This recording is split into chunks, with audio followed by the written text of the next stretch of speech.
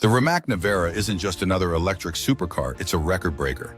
Packing 4 electric motors, it delivers an astonishing 1,914 horsepower and a jaw-dropping 2,360 Nm of torque. That means 0 to 60 mph in just 1.74 seconds, making it one of the fastest accelerating cars ever built. But here's the real mind-bender.